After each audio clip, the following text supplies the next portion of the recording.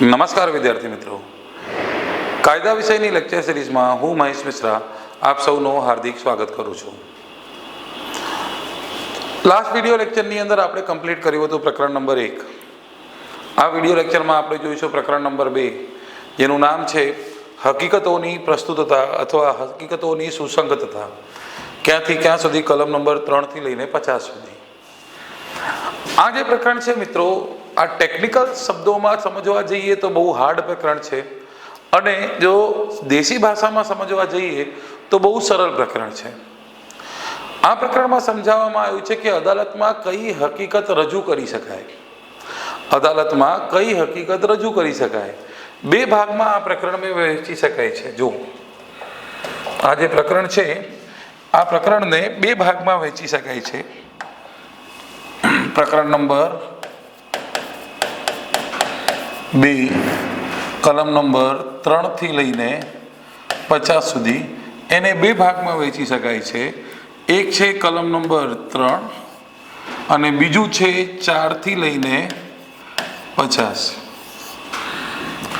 કલમ 3માં શું સમજાવેલ છે કે અદાલતમાં કઈ હકીકત રજૂ કરી શકાય?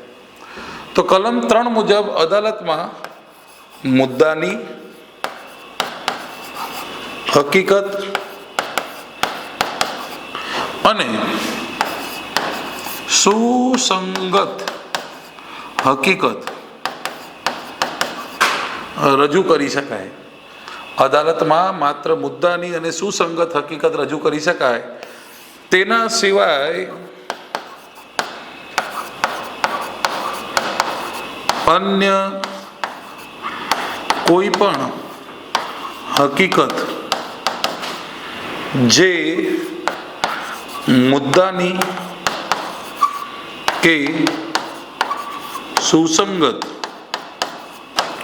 હકીકત સાથે સંબંધ ધરાવતી ન હોય તેને રજૂ કરવાની અદાલત પરવાનગી આપશે નહીં.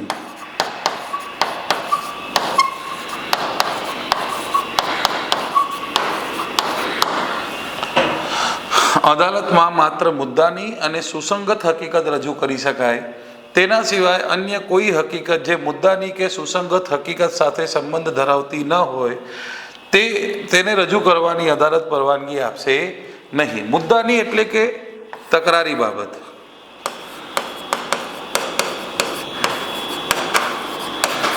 અને સુસંગત એટલે કે તકરારી બાબત સાથે સંલગ્ન હોય એ.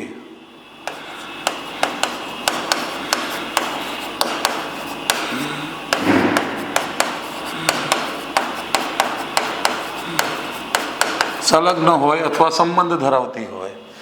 ઓકે, તો એ હકીકત માટે અદાલત પુરાવો લેશે. એ હકીકત અદાલતમાં રજૂ કરવાની પરવાનગી છે.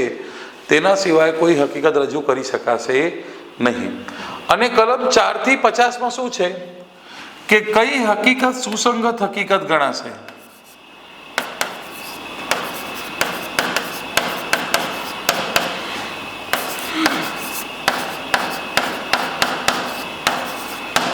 કઈ હકીકતો સુસંગત છે એના વિશે માહિતી આપેલ છે 4 થી લઈને 50 સુધી. તો બે ભાગમાં કે પહેલા અદાલતમાં કઈ હકીકત રજૂ કરી શકાશે, તો અદાલતમાં માત્ર મુદ્દાની અને સુસંગત હકીકત રજૂ કરી શકાશે. અને પછી કઈ હકીકત સુસંગત છે એના વિશે માહિતી ક્યાંથી ક્યાં સુધી આપેલ છે? કલમ નંબર 4 થી લઈને કલમ નંબર 50 સુધી આપેલ છે કે કઈ હકીકત સુસંગત હકીકત છે. વાત સમજાય છે? તો આ મુદ્દો જો સમજી ગયા તો આ કાયદો સરળ. કલમ નંબર 4 થી લઈને 50 સુધી એક જ વર્ડ રજૂ થશે કે આ હકીકત સુસંગત છે અથવા અપ્રસ્તુત છે અથવા સુસંગત નથી.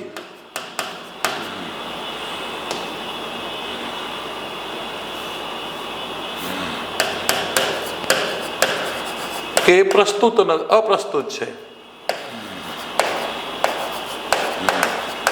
ઓકે, તો આખા કાયદામાં આ વર્ડ આવશે. સુસંગત છે અથવા પ્રસ્તુત છે, સુસંગત નથી અથવા પ્રસ્તુત નથી. તો સુસંગત છે તો કલમ 3 મુજબ એ અદાલતમાં રજૂ કરી શકાય. મુદ્દાની વાત તો આપણને ખબર છે, તકરારી બાબત. અને સુસંગત એટલે કે તકરારી બાબતને સાબિત કે ના સાબિત કરવા માટેની બાબત અથવા એના સાથે સંલગ્ન બાબત. ઓકે. અને પછી 4 થી 50 સુધી એ જ સમજાવીશું કે કઈ કઈ હકીકત સુસંગત છે. જો સુસંગત છે તો કલમ 3 શું ઓર્ડર આપ્યું છે કે તમે એને રજૂ કરી શકો છો. કન્સેપ્ટ ક્લિયર થાય છે? જુઓ, પ્રકરણ 2 સામાન્ય સમજૂતી. આ પ્રકરણમાં એમ સમજાવવામાં આવ્યું છે કે ન્યાયાલયમાં કઈ હકીકત રજૂ કરી શકાય છે, જેના અંતર્ગત કલમ 3 એમ સમજાવવામાં આવ્યું છે કે અદાલતમાં માત્ર મુદ્દાની અને સુસંગત હકીકત રજૂ કરી શકાય છે અને તે હકીકત સાબિત કે ના સાબિત કરવા માટે પુરાવો આપી શકાય છે. જો કોઈ હકીકત મુદ્દાની કે સુસંગત હકીકત ન હોય તો તેને રજૂ કરવા માટે ન્યાયાલય પરવાનગી આપશે નહીં. કલમ 4 થી 50 સુધીના કલમોમાં કઈ હકીકત સુસંગત હકીકત છે તેના વિશે જોગવાઈ કરવામાં આવેલ છે.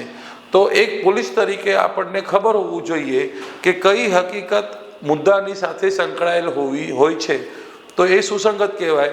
તો એ 4 થી 50 સુધીમાં એ જ સમજવાનું છે કે કઈ કઈ હકીકત સુસંગત છે.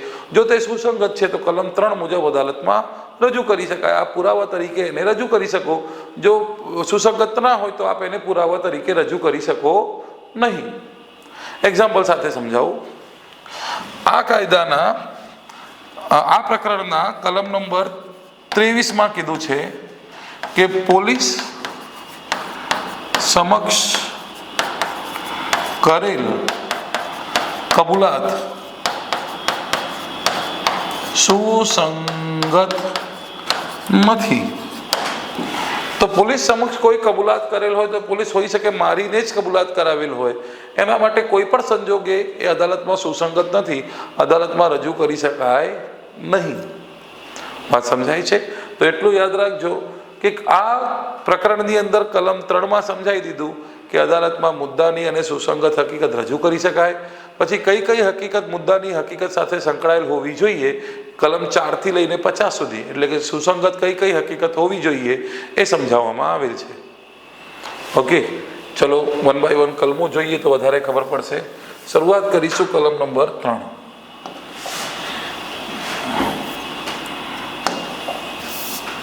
કલમ 3 જે મેં તમને કીધું કે મુદ્દાની તેમજ સુસંગત હોય, એટલે કે મુદ્દાની અને સુસંગત હોય તેવી હકીકતોના સંબંધમાં પુરાવો આપી શકાશે. આ કલમ મુજબ ન્યાયાલયમાં માત્ર મુદ્દાની એટલે કે વિવાદી તેમજ સુસંગત હકીકત માટે પુરાવો આપી શકાય છે. જો આ બંને હકીકતો સાથે સંલગ્ન ના હોય તો તેવી હકીકત માટે ન્યાયાલય પુરાવો રજૂ કરી શકાશે નહીં. તો અદાલતમાં માત્ર મુદ્દાની અને સુસંગત હકીકત માટે પુરાવો આપી શકાય. જો આ બંને હકીકતો સાથે સંલગ્ન ન હોય તો તે હકીકત માટે ન્યાયાલયમાં પુરાવો રજૂ કરી શકાશે નહીં. તો કલમ 3 મુજબ મુદ્દા અને સુસંગત હકીકત અદાલતમાં રજૂ કરી શકાય. હવે કઈ કઈ હકીકત સુસંગત છે એ કલમ નંબર 4 થી લઈને 50 સુધી આપેલ છે. જુઓ 1 બાય 1. અહીંયા એક્ઝામ્પલ આપેલ છે, જોઈ લેજો. કલમ 4. એક જ બનાવના ભાગરૂપ હોય તે હકીકત સુસંગત હકીકત છે. એક જ બનાવના ભાગરૂપ હોય તે હકીકત સુસંગત હકીકત કહેવાય. હવે શું કહેવા માંગે છે સમજાવું છું. રમેશ નામનો એક વ્યક્તિ છે, એ વ્યાપારી છે જે કોઈ વસ્તુ વેચે છે. સુરેશ નામનો એક વ્યક્તિ છે, એ પણ એક વ્યાપારી છે જે વસ્તુ ખરીદે છે. રમેશે 10 લાખ રૂપિયાની વસ્તુ સુરેશને મોકલ્યું. તો 10 લાખ રૂપિયાની વસ્તુ રમેશે સુરેશને મોકલ્યું. અને એના માટે એમણે એ વસ્તુ ટ્રાન્સપોર્ટમાં લગાવ્યું. ઓકે, હવે રમેશને 10 લાખ રૂપિયાની માલની વસ્તુ સુરેશને મોકલવામાં આવ્યું, પણ સુરેશ બોલે છે કે મને માલની ડિલિવરી મળી નથી. રમેશે બોલે મેડમ માલની ડિલિવરી કરી દીધી છે. સુરેશ બોલે છે મને માલની ડિલિવરી મળી નથી. તો તકરારી બાબત શું થઈ? મુદ્દાની વાત એ થઈ કે રમેશે સુરેશને માલ મોકલ્યો કે નહીં, અથવા સુરેશને માલ મળ્યું કે નહીં. આ થઈ મુદ્દાની વાત. હવે અહીંયા ટ્રાન્સપોર્ટ વાળો જે હતો એ મુદ્દાની વાતમાં કોઈ આવશે ના, એ મુદ્દાથી જોડાયેલ કઈ વસ્તુ નથી. પરંતુ એક મુદ્દાની હકીકત સાથે જોડાયેલ હકીકત છે જે સુસંગત તરીકે અદાલતમાં રજૂ કરી શકો કે નહીં.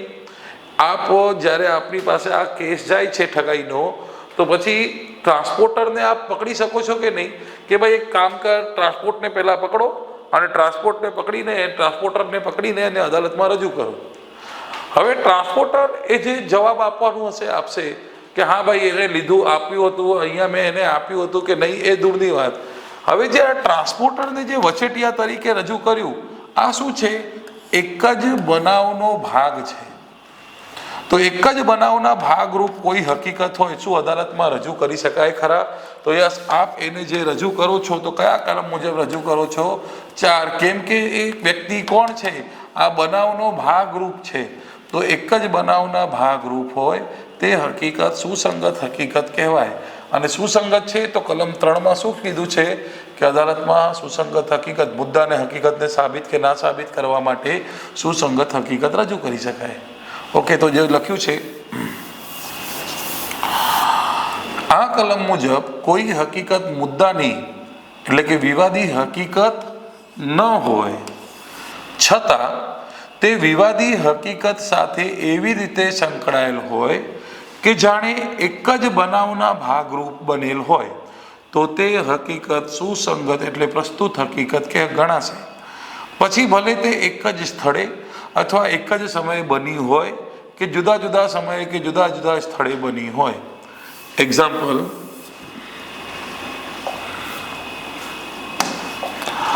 રમેશ દ્વારા ઓર્ડર કરવામાં આવેલ માલની ડિલિવરી સુરેશ દ્વારા સમય અનુસાર કરવામાં આવેલ હતી, પરંતુ રમેશને માલની ડિલિવરી મળેલ નથી, એવો વિવાદ ઊભો થાય છે. આ કેસમાં કેટલાક વચલા માણસોને માલની ડિલિવરી ક્રમશઃ મળી હતી. તો જે વચલા માણસો છે એ હકીકત સુસંગત હકીકત માનવામાં આવશે અને એને અદાલતમાં પુરાવા તરીકે રજૂ કરી શકાશે. હવે એના આધારે સજા થાય ન થાય, સાબિત થાય ન થાય, એ દૂરની વાત છે. આ પુરાવા તરીકે રજૂ કરી શકો કે નહીં, તો કલમ નંબર 4માં એ જ સમજાયું છે કે એક જ બનાવના ભાગરૂપ હોય તેવી તમામ હકીકતો અદાલતમાં પુરાવા તરીકે રજૂ કરી શકાય. Concept clear? ચલો, દરેકમાં છેલ્લામાં આ જોવા મળશે સુસંગત હકીકત કહેવાય અથવા સુસંગત હકીકત ન કહેવાય. સુસંગત હકીકત છે તો કલમ 3 મુજબ અદાલતમાં રજૂ કરી શકાય. સુસંગત હકીકત નથી તો રજૂ કરવાની પરવાનગી મળશે નહીં. તકરારી બાબત તો ખબર જ હશે, કેમ કે અદાલતમાં જ્યારે કોઈ બે વ્યક્તિઓ જાય છે તો તકરારી બાબત લઈને જ જાય. એ તકરારી બાબતને કહેવાય મુદ્દાની. પણ મુદ્દાની સાથે સાબિત કે ના સાબિત કરવા માટે જે પુરાવાઓ રજૂ થાય છે એને કહેવાય છે સુસંગત. તો સુસંગત કયા કયા છે એ ક્યાં સુધી આપેલ છે? એ કલમ નંબર 4 થી 50 સુધી આપેલ છે. ઓકે, જેમાં આપણે કલમ 4 જોઈ લીધું. હવે જોઈએ કલમ 5. વિવાદ ઘટના માટે નિમિત્તરૂપ હોય, કારણ અથવા તેના પરિણામ સ્વરૂપ હોય તો તેવી હકીકત પણ સુસંગત હકીકત કહેવાય. તો યાદ રાખજો, વિવાદી ઘટના માટે નિમિત્તરૂપ બની હોય અથવા તેના કારણે બની હોય તો તેવી હકીકત પણ નિમિત્તરૂપ કે કારણરૂપ હકીકતો પણ સુસંગત હકીકત કહેવાય. તમે કહેશો કે સર શું કહેવા માંગો છો? હવે આપણને કારણભૂતનો એક એક્ઝામ્પલ આપું છું. રમેશ અને સુરેશ વચ્ચે જબરદસ્ત મારામારી થાય છે. આ મારામારીના કારણે નજીકમાં નિશાનો પડ્યા. ઝપાઝપીના મારામારીના નિશાન દેખાય છે. માથો ભટકાયો દિવાલથી તો ખૂન ત્યાં પડ્યું, પછી એ નીચે ભટકાયો તો આખું ત્યાં ખૂન થઈ ગયો. તો આ રમેશ અને સુરેશ વચ્ચે મારામારીના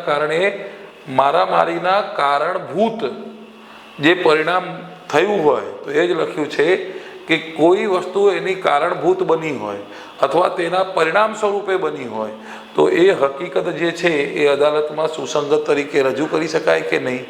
તો સુસંગત તરીકે રજૂ કરી શકાય.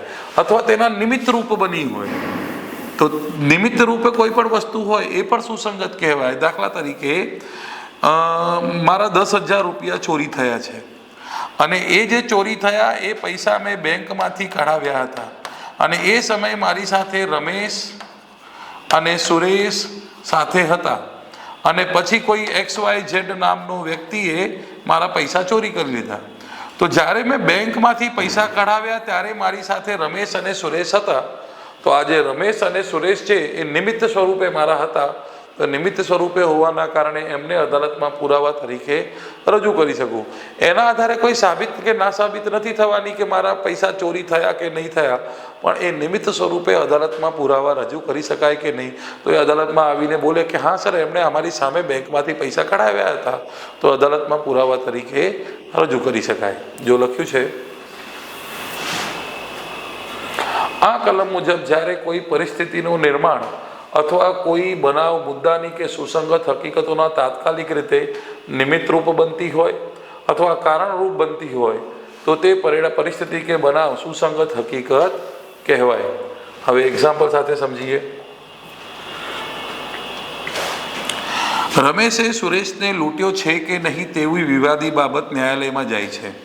રમેશે સુરેશને લૂંટ્યો છે કે નહીં તેવી વિવાદી બાબત ન્યાયાલયમાં જાય છે. લૂંટ થયાના થોડા સમય પહેલાં સુરેશ પોતાના મિત્રો સાથે બેંકમાં ગયો હતો અને ત્યાં તેણે મિત્રોની સામે ખાતામાંથી પૈસા લીધા હતા અને પૈસા પોતાના મિત્રોને બતાવ્યું હતું. આ નિમિત્તરૂપ પરિસ્થિતિ સુસંગત હકીકત કહેવાય. જે પૈસા બતાવ્યા હતા પોતાના મિત્રોને એ નિમિત્તરૂપ હકીકત અદાલતમાં સુસંગત ગણાય. બીજો એક્ઝામ્પલ. રમેશે સુરેશનું ખૂન કર્યું છે કે નહીં તેવી વિવાદી બાબત ન્યાયાલયમાં જાય છે. ખૂન થયું તે સ્થળે અથવા તેની નજીક ઝપાઝપીના કારણે જમીન ઉપર પડેલા નિશાન સુસંગત હકીકત કહેવાય. તો આજે ઝપાઝપીના કારણે થયું છે તો એ નિશાન જે પડ્યા છે એ પરિણામ સ્વરૂપ પડ્યા છે. તો આ પરિણામ સ્વરૂપ પડ્યા છે તો એ અદાલતમાં પરિણામ સ્વરૂપ હકીકત અદાલતમાં રજૂ કરી શકાય. તો કોઈ પણ વિવાદી ઘટનાના નિમિત્તરૂપ હોય અથવા કારણ કે પરિણામ સ્વરૂપ હોય તો તે હકીકત અદાલતમાં સુસંગત ગણવામાં આવશે. ઓકે, નેક્સ્ટ કલમ નંબર 6 ઉદ્દેશ્ય, તૈયારી તથા કૃત્ય પહેલા કે પછીનું વર્તન એ પણ સુસંગત હકીકત કહેવાય. ઉદ્દેશ્ય, તૈયારી, કૃત્ય પહેલા કે પછીનું વર્તન પણ સુસંગત હકીકત કહેવાય. આ કલમ મુજબ તેવી તમામ હકીકત સુસંગત હકીકત છે જે મુદ્દાની અથવા સુસંગત હકીકત માટે હેતુ દર્શાવતી હોય અથવા તેના તૈયારી રૂપે હોય. હવે આ એક્ઝામ્પલ સાથે સમજીશું તો વધારે ખબર પડશે.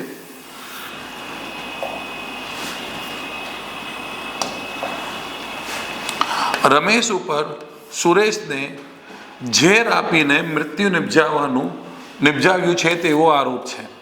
એટલે રમેશે સુરેશને ઝેર આપીને મારી નાખ્યું છે.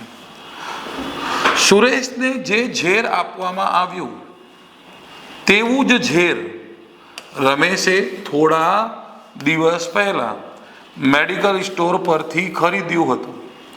રમેશ દ્વારા વિવાદી ઘટના પહેલા કરવામાં આવેલ કૃત્ય સુસંગત હકીકત ગણાશે કારણ કે આ કૃત્ય વિવાદી ઘટનાનો ઉદ્દેશ્ય કે તૈયારી બતાવે છે. તો આ ઉદ્દેશ્ય કે તૈયારી બતાવે છે કે જે ઝેર એણે આપવામાં આવ્યું એ ઝેર અમુક દિવસો પહેલા રમેશે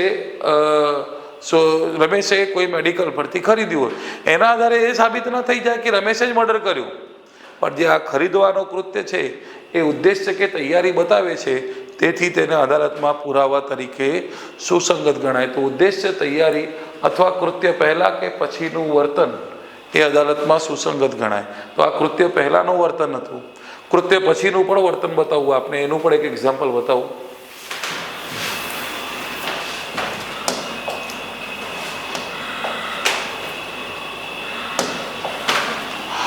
રમેશના 10,000ના ચોરીના આરોપીને પકડવા, રમેશ 10,000ના ચોરીના આરોપીને પકડવા માટે પોલીસ એક વિસ્તારમાં જાય છે.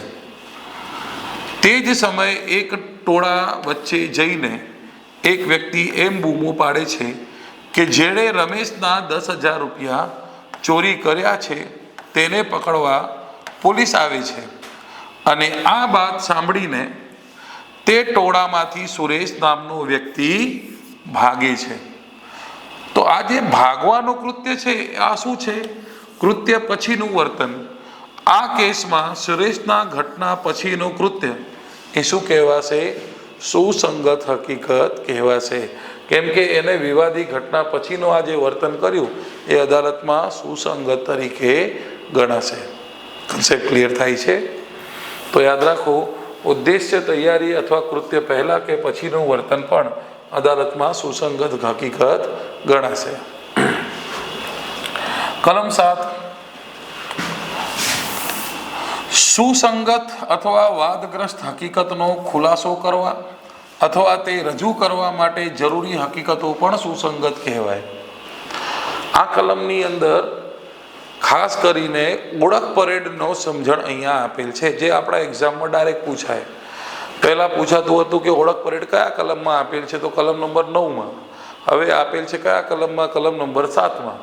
તો ઓળખ પરેડ શું હોય છે કે ભાઈ કોઈ વ્યક્તિ મુદ્દાની હકીકતને અથવા સુસંગત હકીકતને ઓળખવા માટે એક અંદાજો લગાવે છે, એને કહેવાય છે ઓળખ પરેડ. એ અંદાજો વ્યક્તિઓને જોઈને, કોઈ વસ્તુને જોઈને, કોઈ હાડપિંજરને જોઈને, કપડાને જોઈને, વાળને જોઈને, શરીરનો ઢબ, ચાલવાની ઢબને જોઈને, શરીરના આકારને જોઈને એ લગાવી શકાય છે. તો એ મુદ્દાની અથવા સુસંગત હકીકતનો ખુલાસો કરે છે.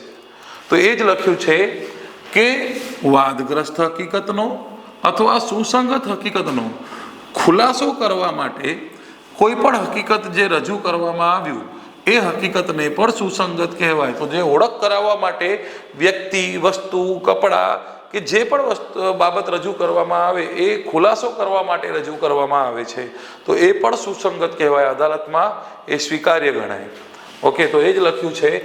આ કલમ મુજબ જ્યારે કોઈ હકીકત, મુદ્દા અથવા સુસંગત હકીકતનો ખુલાસો કરવા કે તેને રજૂ કરવા, બંનેમાંથી કોઈ પણ હકીકતના અનુમાનને ટેકો આપવા અથવા તે અનુમાનનો ખંડન કરવા, વસ્તુ કે વ્યક્તિની ઓળખ સાબિત કરવા, સમય અથવા સ્થળ નક્કી કરવા, પક્ષકારો વચ્ચેનો સંબંધ દર્શાવવા માટે કોઈ હકીકત રજૂ કરવામાં આવે તો તે હકીકત પણ સુસંગત હકીકત કહેવાય.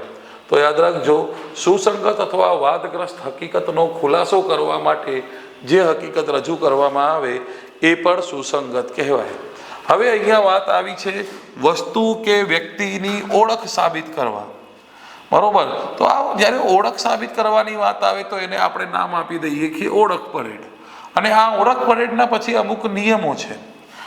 બરોબર? તો અહીંયા એક એક્ઝામ્પલ પણ આપેલ છે આ કલમનો, કે રમેશ દ્વારા કોઈ માલની ચોરી કરી સુરેશને આપવામાં આવ્યું. સુરેશે ચોરી કરેલી વસ્તુ પોતાને પત્નીને આપીને એમ જણાવ્યું કે આ વસ્તુને રમેશે છુપાવીને રાખવા માટે કહ્યું છે. આ કથન બનાવના ભાગરૂપ હોવાથી મુદ્દાની હકીકતના ખુલાસા તરીકે રજૂ કરેલ હોવાના કારણે તે હકીકત અદાલતમાં સુસંગત કહેવાય. બીજું આપેલ છે, અમુક દસ્તાવેજ રમેશનું વસિયતનામું છે કે નહીં એવો વિવાદ છે. જે તારીખે વસિયતનામું બનાવવામાં આવ્યું તે સમયે રમેશની મિલકત અને તેના કુટુંબની પરિસ્થિતિ કેવી હતી તે ખુલાસો રજૂ કરતી હકીકત પણ સુસંગત હકીકત કહેવાશે. એટલે સુસંગત કે વાદગ્રસ્ત હકીકતનો ખુલાસો કરવા અથવા રજૂ કરવા માટે જે પણ હકીકત રજૂ કરવામાં આવે એ પણ સુસંગત કહેવાશે. બરોબર. હવે ઓળખ પરેડના થોડા અમુક નિયમો આપેલ છે. આવા ઘણા એક્ઝામ્પલો છે, આપ જોઈ શકો છો. બરોબર. ઓળખ પરેડ, ઓળખ પરેડના સાધનો. તો ઓળખ પરેડ જે છે એ અવાજથી પણ થઈ શકે, વાળથી પણ થઈ શકે, નજરથી થઈ શકે, જેના ઉપર આરોપીનો બાંધો કે શરીરને ચાલવાની ઢબ જોઈને, પહેરવેશથી થઈ શકે, માનસિક લક્ષણોથી થઈ શકે, આંગળીની છાપથી થઈ શકે, ઘા અને અન્ય નિશાનીઓથી ઓળખ પરેડ થઈ શકે છે. ઓકે. તો આ ઓળખ પરેડના સાધનો છે જે એક્ઝામમાં પૂછાય છે કે ઓળખ પરેડના સાધનો ઓળખ પરેડ કેવી રીતે કરી શકાય. ઓળખ પરેડની અગત્યની બાબતો: અજાણ્યા વ્યક્તિની ઓળખ, સાધન, હથિયાર કે વાહનની ઓળખ, કોઈ વસ્તુની, કોઈ દાગીના, શરીર, કપડાં વગેરેની ઓળખ માટે ઓળખ પરેડ કરવાની જરૂર બને છે. તો યાદ રાખજો, અજાણ્યા વ્યક્તિની ઓળખ કરવાની હોય, કોઈ સાધનની ઓળખ કરવાની હોય, કોઈ હથિયાર કે વાહનની ઓળખ કરવાની હોય, કોઈ વસ્તુ કે દાગીના કે શરીર કે કપડાં વગેરેની ઓળખ કરવાની હોય તો એના માટે ઓળખ પરેડ કરી શકાય છે. ઝાંખા પ્રકાશમાં ઓળખ પરેડ માન્ય ગણવામાં આવતું નથી. પછી ઓળખ પરેડ કરવામાં થયેલ વિલંબનું કારણ ન મળે તો તેવી ઓળખ પરેડ વિશ્વસનીય ગણાતો નથી, વિશ્વસનીય ન ગણાય. ઓળખ પરેડ કરવામાં થયેલ વિલંબનું કારણ ન મળે તો તેવી ઓળખ પરેડ અવિશ્વસનીય ગણાય, એટલે કે વિશ્વસનીય ન ગણાય. ઓળખમાં જરાય ખચકાટ હોય તો તેના ઉપર આધાર રાખી શકાતું નથી. પછી પ્રથમવાર ન્યાયાલયમાં ઓળખી બતાવતો પુરાવો ગ્રાહ્ય રાખી શકાય નહીં. જો અહીંયા વર્ડ આવ્યું છે ગ્રાહ્ય. જો ગ્રાહ્યનો મતલબ શું હોય કે એક પુખ્તો પુરાવો છે જેના આધારે અદાલત સજા કરે, અને સુસંગતનો મતલબ અદાલત રજૂ કરી શકે કે ભાઈ હા રજૂ કરો હકીકત, જો અમને લાગશે તો પછી નક્કી કરીશું કે આમાં શું કરવું શું નહીં. તો સુસંગત એટલે રજૂ કરવાનું જોઈએ એવા હકીકત, અને જે ગ્રાહ્યનો મતલબ શું થઈ ગયો કે પાકો પુરાવો છે. તો એ જ લખ્યું છે, પ્રથમવાર ન્યાયાલયમાં ઓળખી બતાવો પુરાવો ગ્રાહ્ય રાખી શકાતો નથી.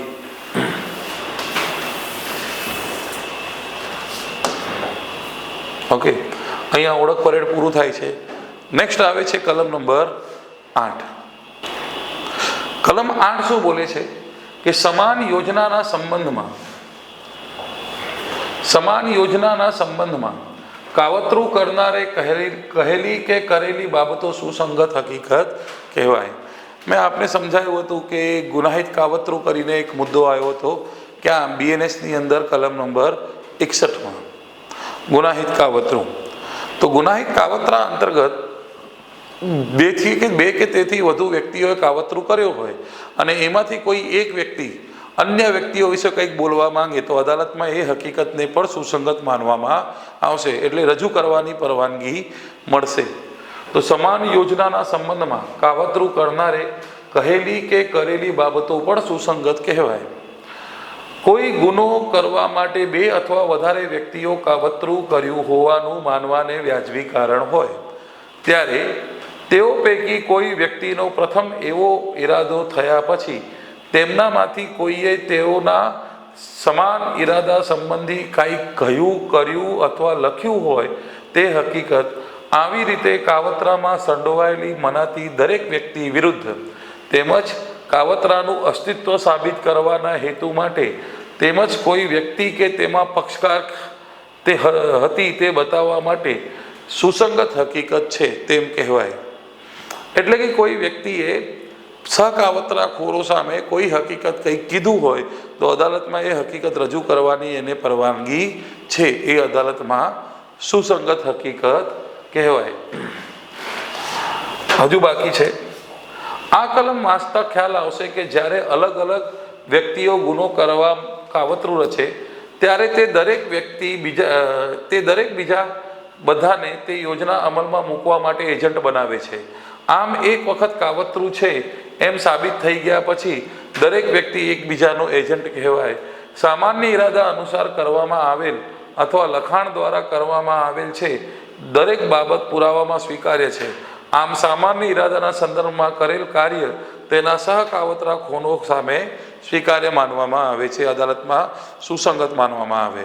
તો શોર્ટમાં કે સામાન્ય ઈરાદાના સંબંધમાં સહકાવતરાખોર બીજા વિશે કંઈક વ્યક્તિ બોલે તો અદાલતમાં સુસંગત છે, એના આધારે એને સજા ન મળે પણ અદાલતમાં સુસંગત કહેવાય, એ રજૂ કરી શકે ખરા. 4 વ્યક્તિઓ અમે છીએ અને 4 વ્યક્તિઓમાંથી કોઈ પ્લાનિંગ કર્યું અને એક વ્યક્તિ ફૂટીને અદાલતમાં કંઈક બોલે તો એ બીજા વ્યક્તિઓ વિરુદ્ધ અદાલતમાં બોલે છે તો એ સુસંગત ગણાય. એ ના પાડવા અદાલતમાં એને રજૂ કરવાનું ના પાડવામાં આવશે નહીં. નેક્સ્ટ આવે છે બહુ સરળ કલમ. નુકસાનીના દાવામાં કોર્ટ જેના પરથી નુકસાનીની રકમ નક્કી કરે તે હકીકત પર સુસંગત છે. નુકસાની વળતર મેળવવાના દાવામાં કેટલી રકમ સુધીની નુકસાની આપી શકાય જેના આધારે કોર્ટ નક્કી કરી શકે તેવી તમામ હકીકતો સુસંગત છે.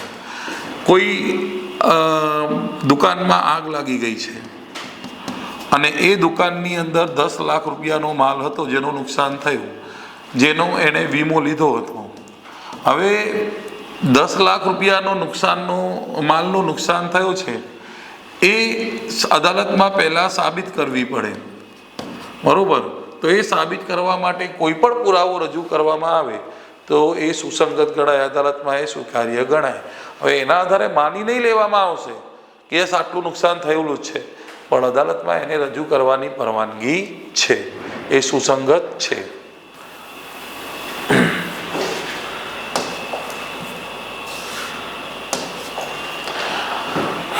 નેક્સ્ટ આવે છે કલમ નંબર 12. માનસિક સ્થિતિ અથવા શારીરિક સ્થિતિ અથવા શારીરિક સંવેદનાનું અસ્તિત્વ દર્શાવતી હકીકતો પણ સુસંગત હકીકત છે. કોઈ ગુનો કરતા સમયે વ્યક્તિની માનસિક સ્થિતિ કેવી હતી અથવા તેની શારીરિક સ્થિતિ કેવી હતી અથવા તેની શારીરિક સંવેદનાનું અસ્તિત્વ કેવું હતું તે દર્શાવતી હકીકતો પણ સુસંગત છે. હવે ઘણા બધા સમયે આપણે જાણીએ છીએ કાયદામાં કે શુદ્ધ બુદ્ધિથી કોઈ કૃત્ય કરવામાં આવે તો એમાં સજા ના કરી શકાય. શુદ્ધ બુદ્ધિથી કરવામાં આવેલ કૃત્ય ગુનો ના ગણાય. બેદરકારીથી થાય તો થોડી સજા થશે, અકસ્માતમાં થાય તો કોઈ ગુનો સજા થતું નથી, અને ઈરાદા સાથે કરો તો સજા તો થવાની છે. તો હવે જ્યારે એણે કૃત્ય કર્યો ત્યારે એનો માનસિક સ્થિતિ કેવી હતી, એ માનસિક સ્થિતિ દર્શાવતી કોઈ પણ હકીકત અદાલતમાં પુરાવા તરીકે સુસંગત ગણાય. જો લખ્યું છે કોઈ માનસિક કે શારીરિક સંવેદનાની એવી કોઈ જાણકારી શુદ્ધ બુદ્ધિથી બેદરકારી પડે, અવિચાર પડે, અમુક વ્યક્તિ પ્રત્યે દુર્ભાવ અથવા સદભાવ જેવી માનસિક સ્થિતિનો અથવા શારીરિક સંવેદનાનો કોઈ સ્થિતિનું અસ્તિત્વ દર્શાવતી હકીકતો સુસંગત છે.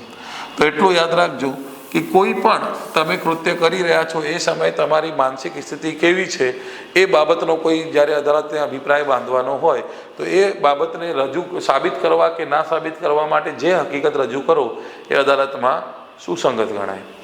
ઓકે, એનું એક્ઝામ્પલ પણ આપેલ છે, આપ એને જોઈ શકો છો. પણ મેઇન મુદ્દો શું સમજવાનું છે કે કૃત્ય કરતા સમયે વ્યક્તિની માનસિક સ્થિતિને દર્શાવતી કોઈ પણ હકીકત અદાલતમાં રજૂ કરી શકાય.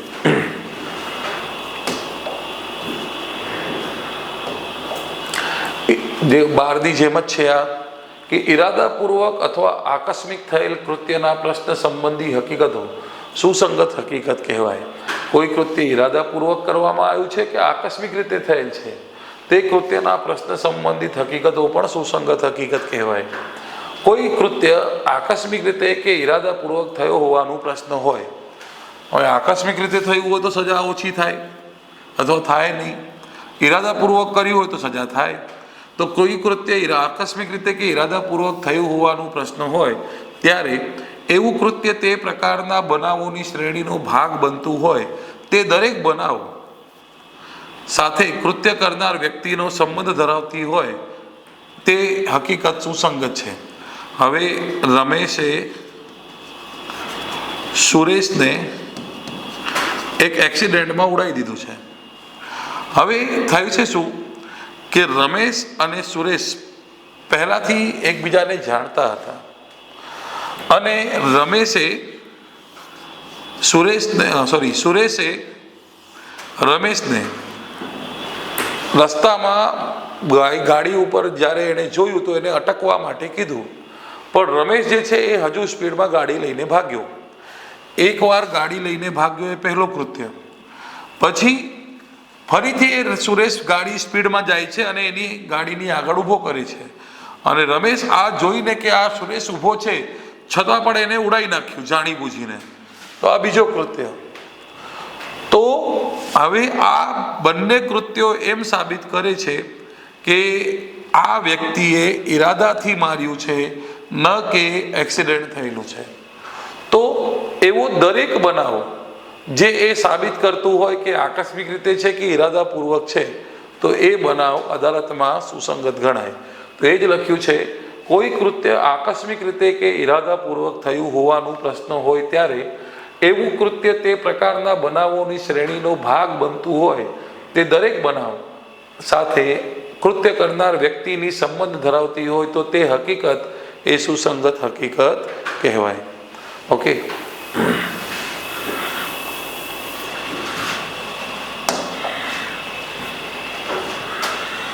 એક્ઝામ્પલ છે પણ પોતે એકવાર જોઈ લેજો. નેક્સ્ટ, વ્યવસાયના દસ્તુરની અસ્તિત્વ દર્શાવતી હકીકત સુસંગત હકીકત કહેવાય. વ્યવસાયના દસ્તુરની અસ્તિત્વ દર્શાવતી હકીકત સુસંગત હકીકત કહેવાય. અમુક કૃત્ય થયું છે કે નહીં એવો પ્રશ્ન હોય ત્યારે જે દસ્તુર મુજબ તે સ્વાભાવિક રીતે થયું હોય તે દસ્તુરનું અસ્તિત્વ પ્રસ્તુત હકીકત કહેવાય. હવે ઘણા બધા કૃત્યો એવો હોય કે આપણે એક કૃત્ય કર્યું અને બીજો એ થઈ ગયું હશે એમ માની લઈએ. એક્ઝામ્પલ તરીકે, એક લેટર છે જે મને પ્રિન્સિપલને આપવાનું છે, સ્કૂલના પ્રિન્સિપલને, અને મેં એ લેટર પ્રિન્સિપલને આપવા માટે ક્લર્કને આપ્યું કે લો સર મને આ પ્રિન્સિપલ સુધી પહોંચાડવાનું છે.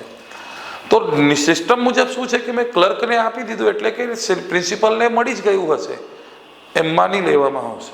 તો એ વ્યવસાયનું દસ્તુર કહેવાય. તો એ જ લખ્યું છે. એક્ઝામ્પલ, અમુક પત્ર રમેશને પહોંચ્યો છે કે નહીં એવો પ્રશ્ન છે. તે પત્ર દસ્તુર મુજબ ટપાલમાં નાખ્યો હતો અને તે લેટર ઓફિસ પાછો આવ્યો ન હતો. એ હકીકત સુસંગત હકીકત છે કે એ લેટર એમના સુધી પહોંચી ગયું હશે. ઓકે, તો વ્યવસાયના દસ્તુરની અસ્તિત્વ દર્શાવતી હોય તેવી તમામ હકીકતો પણ સુસંગત કહેવાય.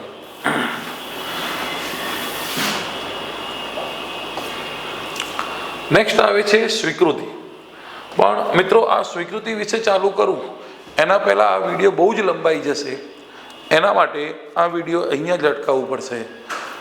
સ્વીકૃતિથી લઈને આ છે પ્રકરણ એ જ, પણ વિડીયો વધારે લંબાઈ નહીં એના માટે 15થી લઈને 50 સુધીના કલમનો એક અલગ પાર્ટ બનાવીશ. આ વિડીયો લેક્ચરમાં આટલું જ. Thank you very much. જય હિન્દ, જય ભારત.